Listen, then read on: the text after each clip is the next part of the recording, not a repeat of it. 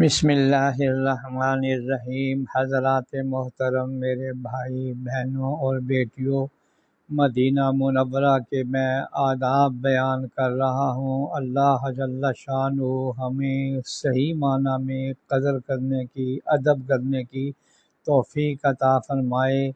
جس پر حضرت صلی اللہ علیہ وسلم کی خدمت عالیہ میں سلام پڑھنے کے وقت نہایت عاجزی اور خشوع اور ادب و انکساری کے ساتھ اتنی آواز سے کہ اندر تک پہنچ جائے سلام پڑھے، شور و شغب بالکل نہ ہو۔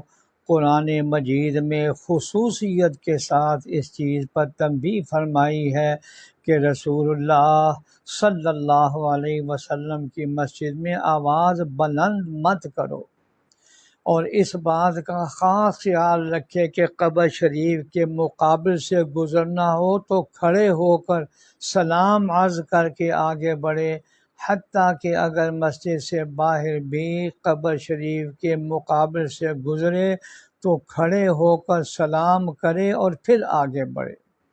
مدینہ منورہ کے قیام میں قبر شریف پر کثرت سے حاضری امام ابو حنیفہ رحمۃ اللہ علیہ اور دیگر ائمہ کے نزدیک پسندیدہ ہے۔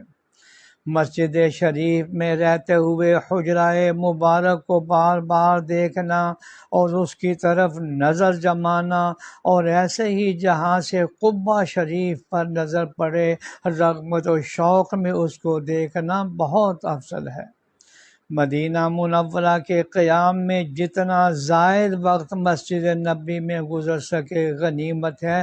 کم از کم مسجد نبی میں ایک قرآن پاک تو ختم ہی کرے، اور یہاں کے قیام کو غنیمت سمجھے، راتوں میں بہت جاگے اور اعتکاف کی نیت کرے، درود شریف کی کثرت کرے، اور کم از کم مسجد نبی میں 40 نمازیں باجماعت تحریمہ کے ساتھ ادا کرے۔ یہ ہماری بخشش کا بہترین ذریعہ ہے۔ اللہ ہم سب کو توفیق عطا فرمائے۔